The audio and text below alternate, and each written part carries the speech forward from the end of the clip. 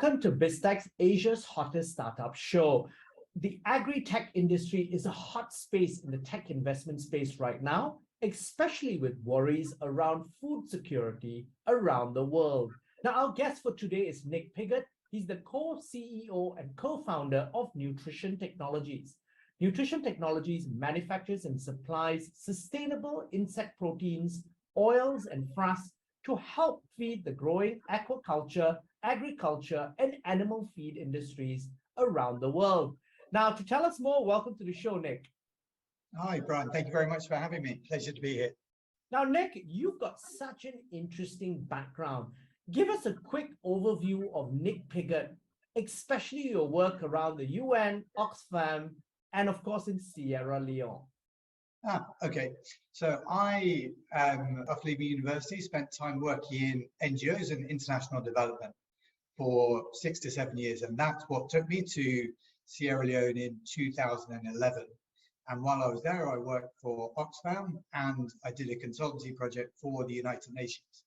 And it was there that I really was exposed to a lot of the global trends that were being forecasted by some of the different UN agencies.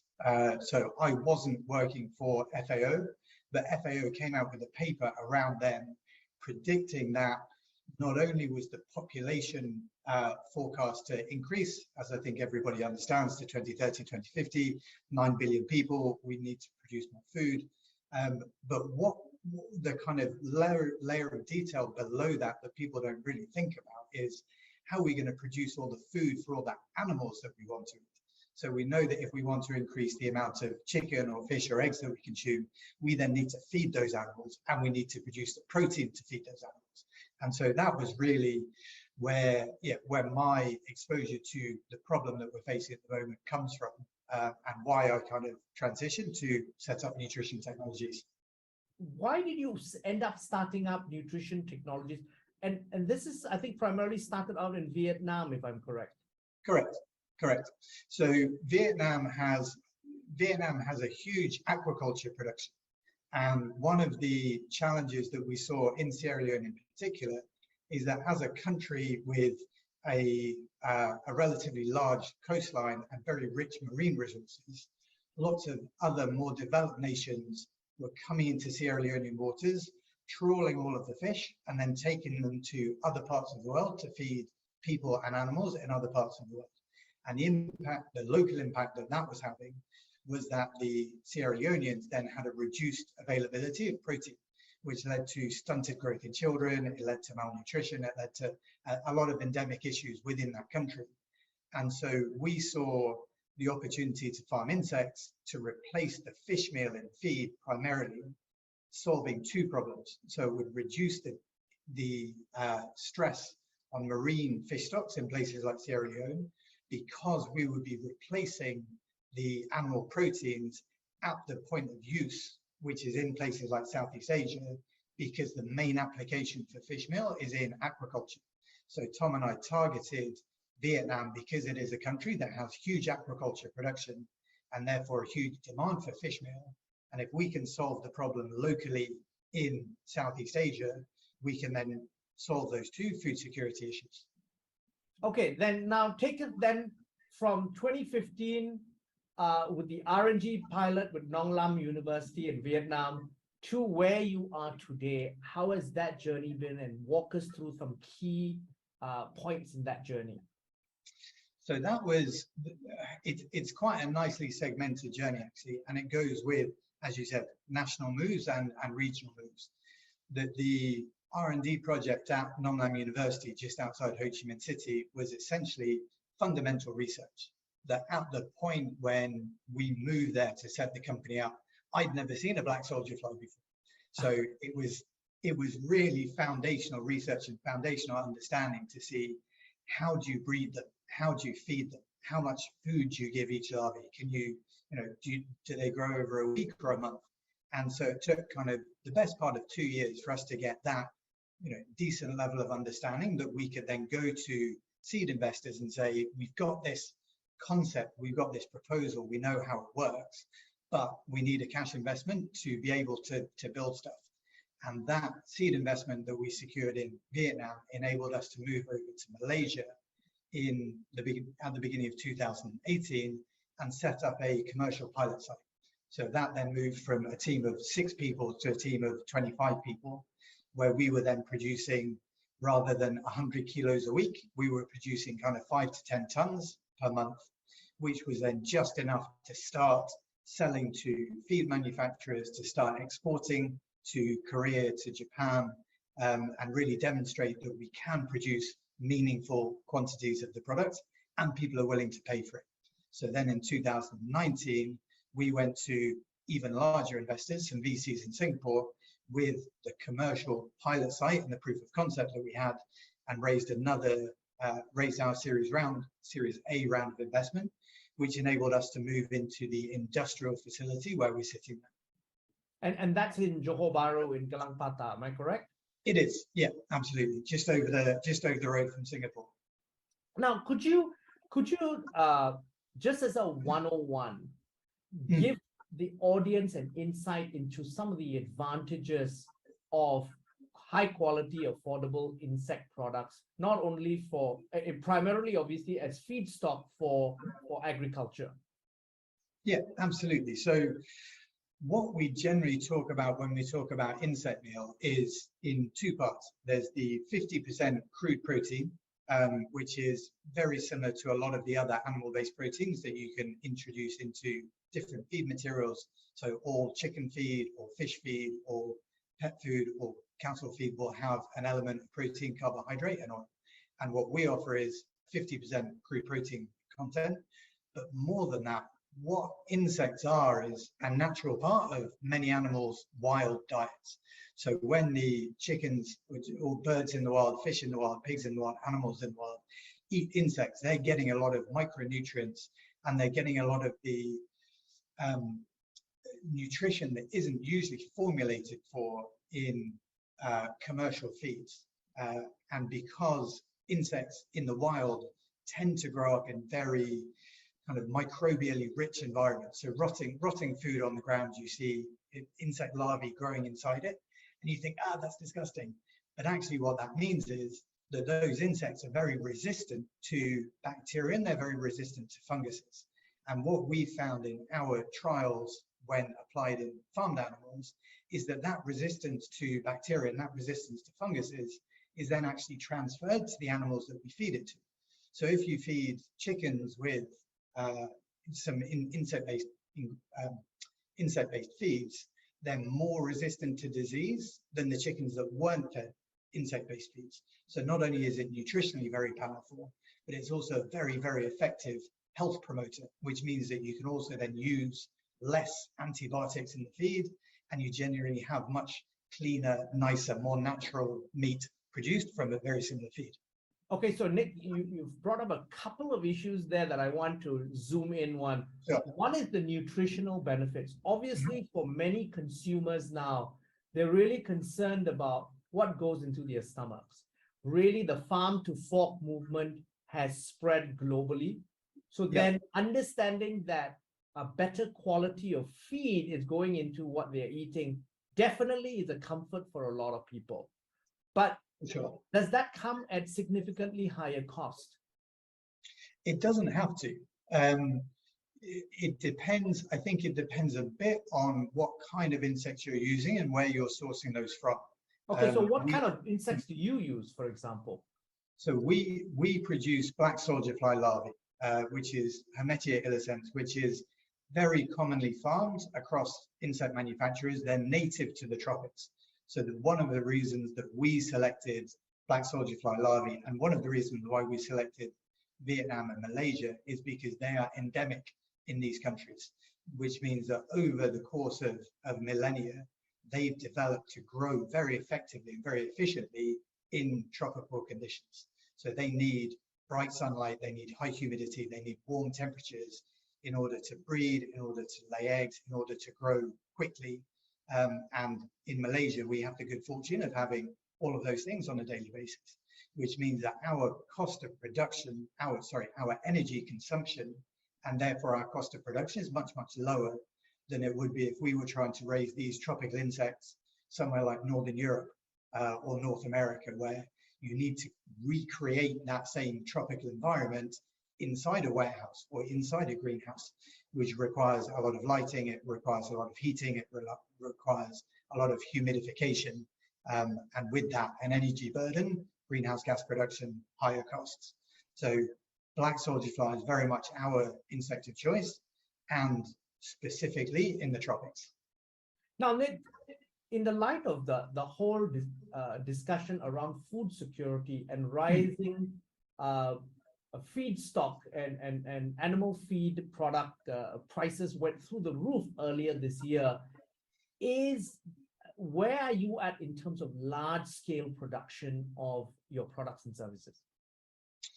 I would measure on two different scales. So the insect industry as a whole is very young. The insect industry has only really existed for about 10 years, possibly 12 years, depending on where you start. So the industry is very small. Global production of all manufacturers is very small. I'll just interrupt you here because yeah, the numbers that my research tells me is only $343 million in 2021.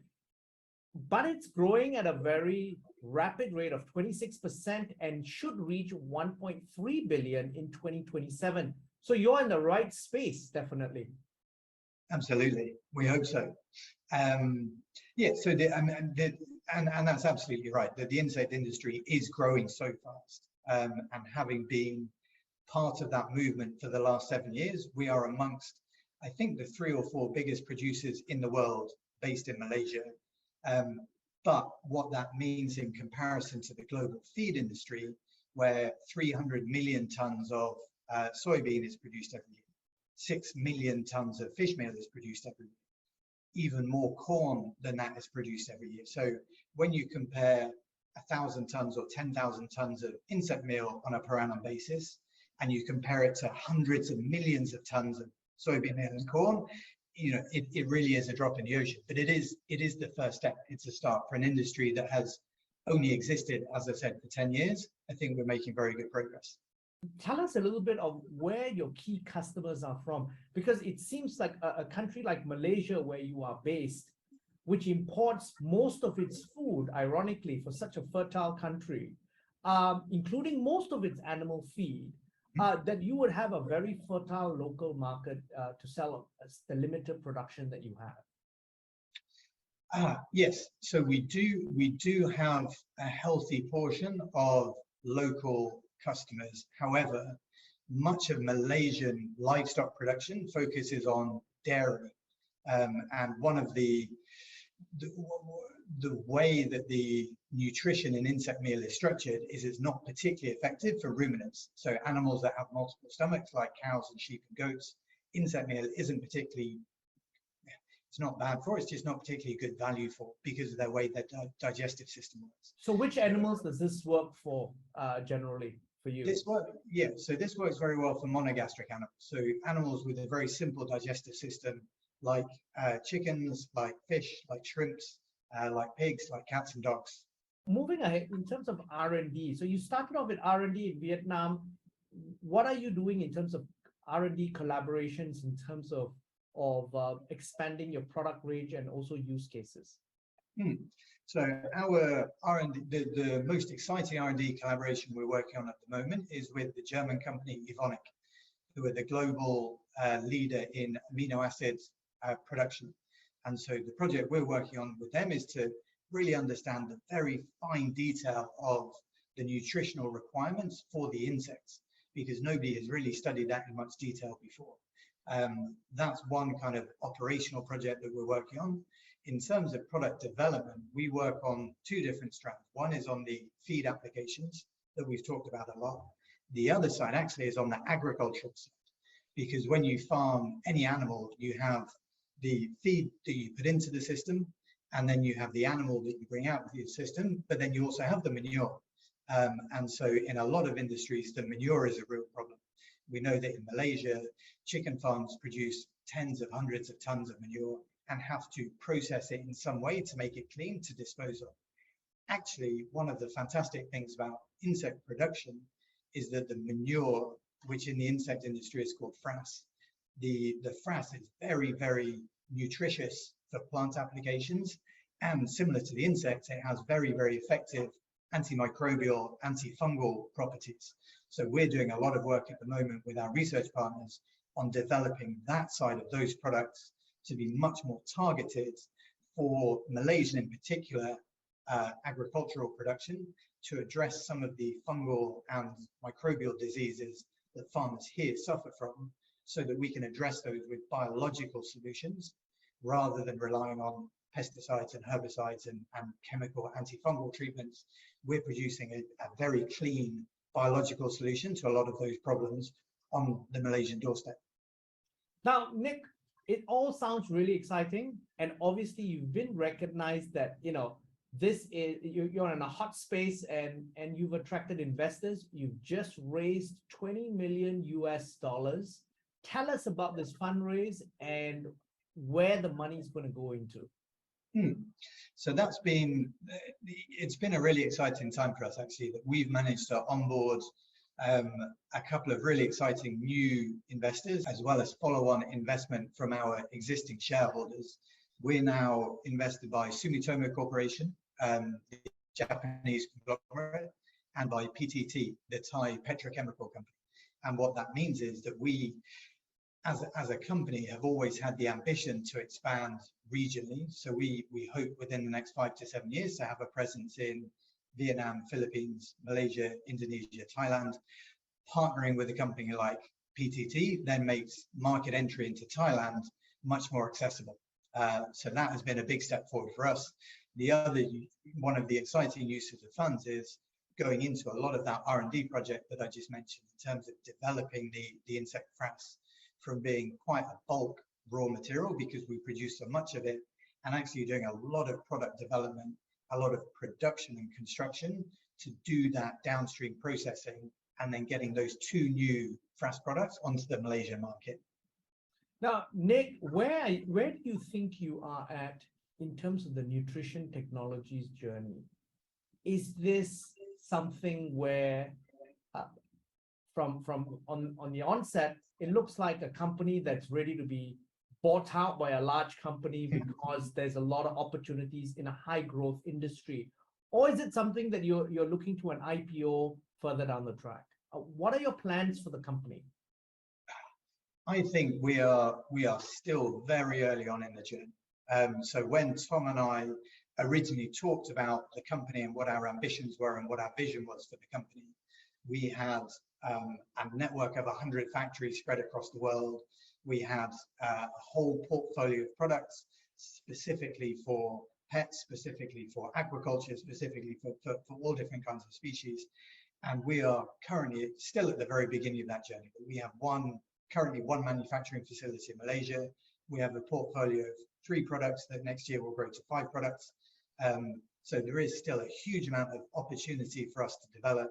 And I think with the partners and the backers that we have at the moment, we have the momentum and we have the resources to keep going. So I do see a lot more strategic interest coming into the sector from both the agricultural side for the frass and frass products, but also from the feed side for the feed products. And I think there will be companies over the next 3 to 5 years that do get bought by Syngenta, that do get bought by Cargill, that do get bought by some of those bigger players. I think we probably have the resources now to stay the track all the way through to IPO. Now, Nick, I want to now zoom in on Nick, the individual. Nutrition Technologies is not your first venture. You founded a coffee business in Sierra Leone as well. I did. So tell us, as an entrepreneur, what have been some of the key lessons that you've learned so far in your entrepreneurial journey? And we start with perhaps what you've done right. That's a nice place to start. I mean, at the risk of repeating what I think so many other people say, is it's about building a strong team. That there are so many challenges on the journey, and it is so unbelievably difficult to start a company, let alone grow a company, let alone grow a successful company. That trying to do it as a single founder, I think would be almost impossible. Doing it without a strong senior team and without a team of people, not just the senior team, without a team of people below that that also believe in what we're trying to do. So we have a factory team of around 130 people, all of whom understand what we're doing and why we're doing it, because we have regular team meetings, we have regular company-wide town halls to talk about the company development, to talk about the progress we've made, so that at the supervisor level, at the factory operator level, at the driver level, everybody knows why we're bringing in certain raw materials to feed to the insects. They know which species we're feeding it to. So everybody is kind of bought into the reason that the company exists. And I think without that, without a genuine understanding of what we're trying to achieve, I think it would be very, very difficult. Now, what do you think you've done wrong, Nick, in your journey so far? I think underestimating the complexity.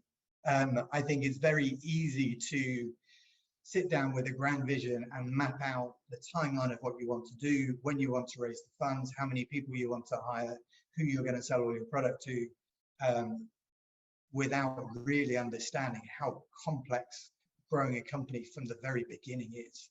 That when you work for a company that's been around for 7, 10, 20, 50 years, there are HR processes, there are supply chain processes, there are payroll processes. When you start a company from absolute scratch, you have to build everything from the ground up, and the amount of time and resource that takes to do not just once, because you can't build a multinational corporate company's payroll system, you have to build a startup system. Then when that becomes obsolete, you have to build an SME system. When that becomes obsolete, you have to build a multinational system. So it's doing the same piece of work over and over again and iterating, developing to make sure that your systems and processes are on an appropriate level with the size and development stage of the company. And I think probably what I would say we or I have underestimated is the amount of work it takes to get all of those things right. And when you get those things wrong, the impact that it has on other people in the team, the impact that it has on stressing the system, and really making sure that you do things right the first time, and then you have to do them right over and over again. Nick, it's been a really informative and very, very interesting conversation. But before we leave, any final thoughts you'd like to leave us with? Yeah, I mean, I obviously am a big proponent of the insect sector. I'm a big proponent of circular agriculture and sustainable systems. I think there is a lot that people can do, and I think my request to anybody watching or listening to this would be to be open-minded to new solutions, whether those are insect-based, whether they're algae-based, whether they are regenerative agriculture-based. There are loads of cool new systems, cool new companies introducing new technology and new products that are better than the incumbents, or cleaner or more sustainable than the incumbents. So have an open mind, take a chance on something new. If you don't like it, go back to what you were using before. Now, Nick, thank you very much for taking your time to be on the show. Absolute pleasure. We've been speaking to Nick Pigott, the co-CEO and co-founder of Nutrition Technologies on BizTech's Asia's hottest startup show. I'm Brian Fernandez. This video and podcast will be on our website, www.biztech.asia, as well as our social media platforms. It will also be on our syndication partners, TV stations, radio stations, and websites. Thank you very much for tuning in.